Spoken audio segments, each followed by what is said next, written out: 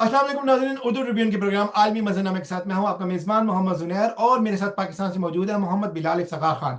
नाज़रीन, रूस और यूक्रेन की जंग में हालिया दिनों में सूरत हाल मजीद पेचीदा होती जा रही है। रूस ने बड़े पैमाने पर मिसाइल और ड्रोन हमले किए हैं जिनमें यूक्रेन की तवानाई के ढांचे को शदीद नुकसान पहुंचा है। इन हमलों में दारुल हुकूमत केव समेत मुख्तलिफ शहरों को निशाना बनाया गया है, जिसके नतीजे में कई इमारतें तबाह हो चुकी हैं और बिजली की सप्लाई मुतासिर हो रही है। यूक्रेन ने दावा किया कि इसने रूस के दागे गए मुतअद्दिद मिसाइल और ड्रोन को मार गिराया है। बिलाल साहब, रूस ने गुज़िश्ता दिनों हाइपरसोनिक मिसाइल का तजर्बा किया है। यह हाइपरसोनिक मिसाइल क्या है? अच्छा। एक तो आपने जो है ना सुपरसोनिक होता है यानी कि आवाज की रफ्तार से तेज। हाइपरसोनिक होता है कि उस आवाज से भी कई गुना तेज। ये मसलन जो अभी रशिया ने जो हमला किया इन रिस्पांस टू जो अमेरिकन ने बाइडेन एडमिनिस्ट्रेशन ने इजाजत दी कि ATACMS टैक्टिकल जो मिसाइल्स हैं उनको यूज करें, जो 19 और 21 को स्ट्राइक्स भी की यूक्रेन ने उसके जवाब में। तो ये है जी ऑर्सनिक MIRV है। अब मैं आपको बताता हूँ MIRV क्या होता है। इसका जो है इन्होंने इससे अटैक किया। इसकी रफ्तार जो है ना वो 12,000 किलोमीटर पर आवर है। यानी कि इतना आप आवाज से ये 10 से 11 गुना तेज जाता है, हाइपरसोनिक है। इसकी 10 to 11 मैक जो है ना इसकी स्पीड है।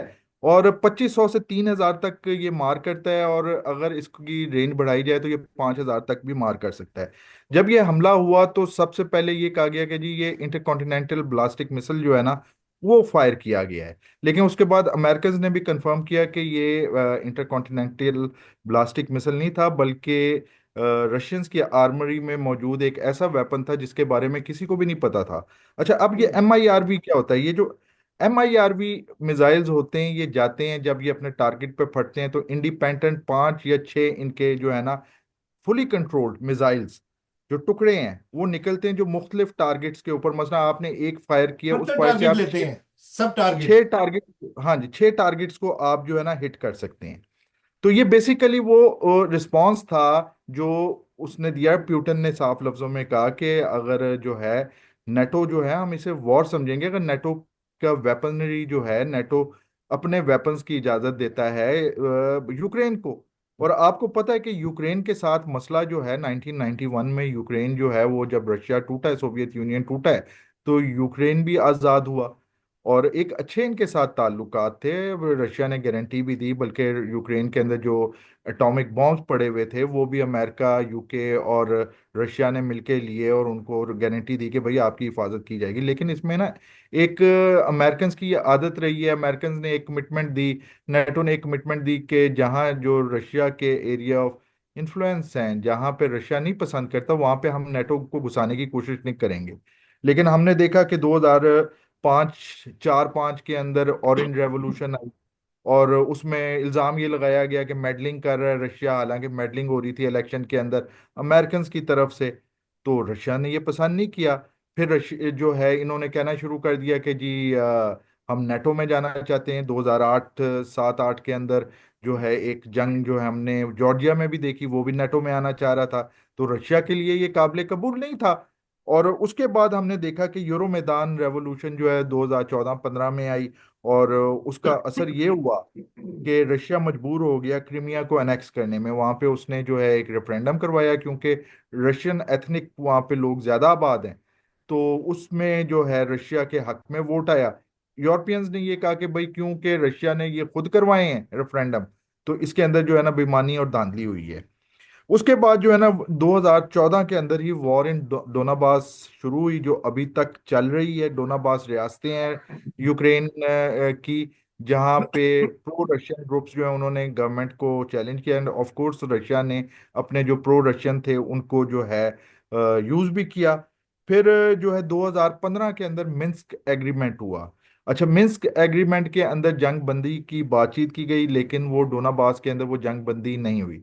और आपको पता है फिर जैसे जैसे अमेरिकन और नेटो इंस्टिगेट करता गया, बिल आखिर 2022 के अंदर रशिया ने फॉर्मली जो है ना इसको इन्वेड कर लिया। अब लाखों यूक्रेनियन फौजी मारे जा चुके हैं।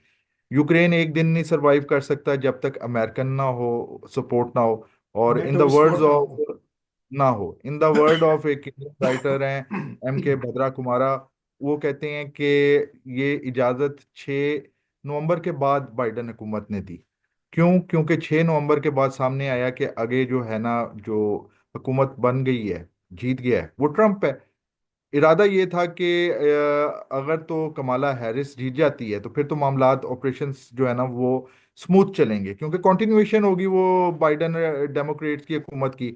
लेकिन ट्रम्प आ गया तो उसके बाद इसकी इजाज़त दी गई, जिसके पीछे ये था कि अगर तो रशिया रिटेलिएट करता है, क्योंकि रशियंस अब ये कह रहे हैं कि they are in war with NATO. NATO support कर रही है। आपको पता है कि आज एक जो यूके का डिप्लोमेट है उसे भी पर्सोना नॉन ग्रेटा करार देके जो है निकाला गया है। उसके अलावा रशिया जो से। है कल सिर्फ इसको डिप्लोमेट को इसी तरीके से टेलीग्राफ की खबर के मुताबिक एक ब्रिटिश जो है मर्सनरी जो है रशियंस ने जिंदा पकड़ लिया है, जिसकी वीडियो भी चलाई गई है। तो ये एक ट्रैप बेसिकली जो है ना बाइडेन गवर्नमेंट की तरफ से था। लेकिन रशियन रशियन प्यूटन जो है, अब आपको पता है कि सन 2000 से वो बंदा कंटिन्यू कर रहा है, कभी प्रेसिडेंट कभी प्राइम मिनिस्टर। तो आर्ट ऑफ स्ट्रेटेगॉस के अंदर जो है वो भी अब काफी तजर्बाकार हो चुके हैं।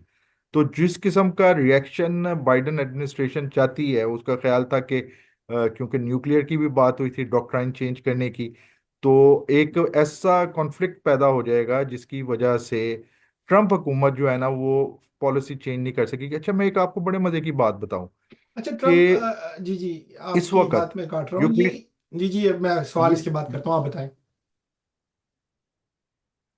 जी जी, जो आपको पता है कि अमेरिकन इकॉनमी कितनी बुरी जा रही थी। वॉर ऑन यूक्रेन जो है उसने अमेरिकन को बहुत फायदा दिया है।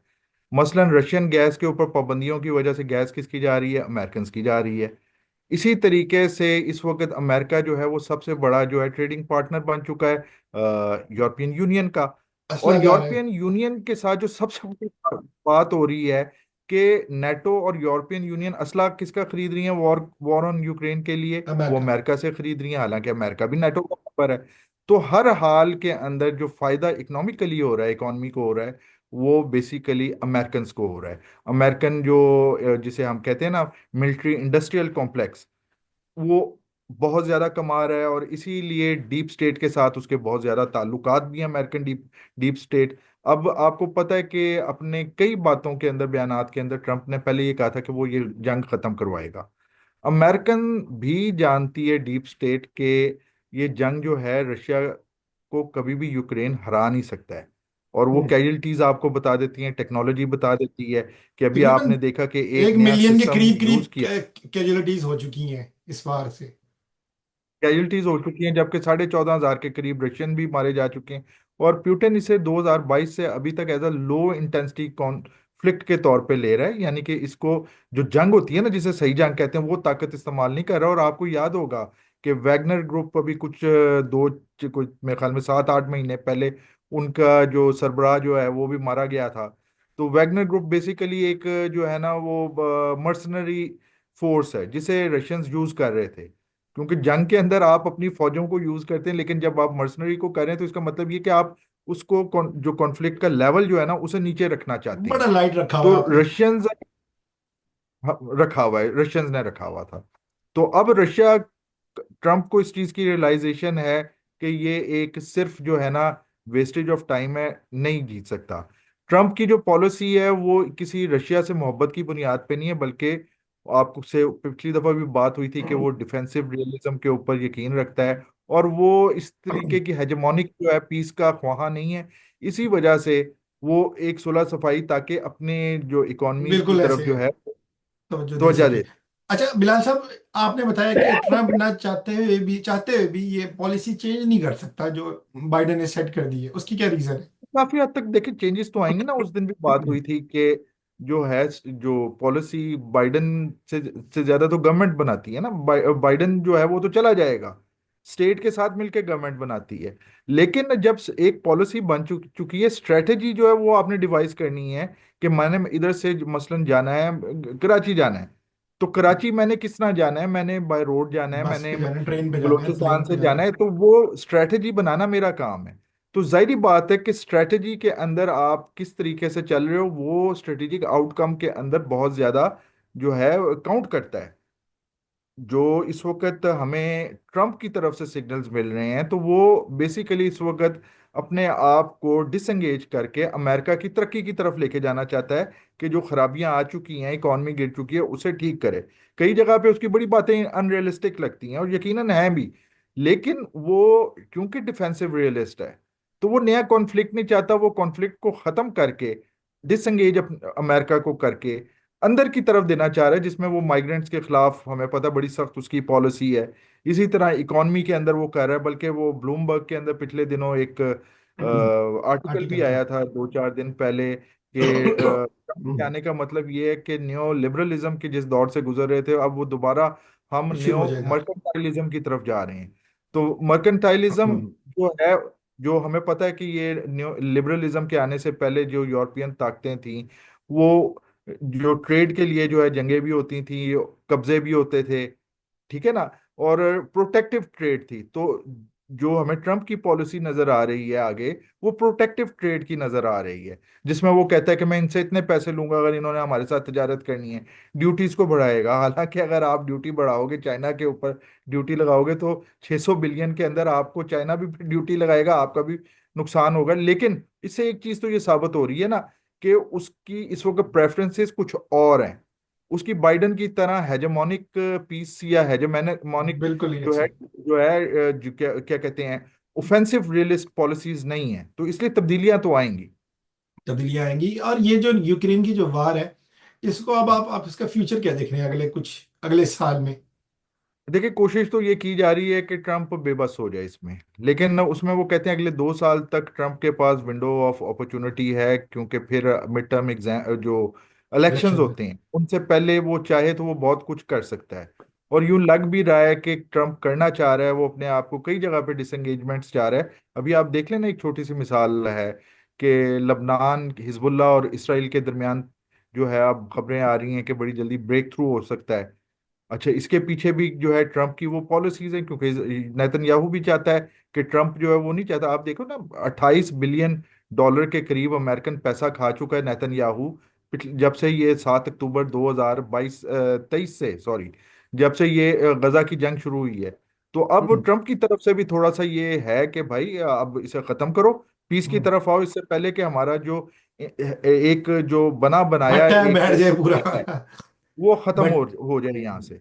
और इसी तरीके से आपको, मैंने पहले भी हमारी एक प्रोग्राम में बात हुई थी कि ईरान की तरफ से भी बड़ा कॉशियस किस्म का है। तो इसका मतलब ये है, कॉशियस ऑप्टिमिज्म दिखा रहे हैं लोग, क्योंकि ये उस तरीके से फोर्स और इस तरीके से खून खराबा नहीं चाहता है ट्रम्प।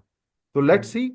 और मेरे क्या ख्याल में होता है? यूक्रेन का भी बड़ा है कि होगा। और जो आखिर में होना ये है कि जो यूक्रेनियन प्रेसिडेंट है, इसके ऊपर सारे का सारा मलबा गिरना है, और अमेरिकन ने अपने आप को डिसंगेज कर देना है, साइड पे हो जाना है। बात खत्म हो जानी है।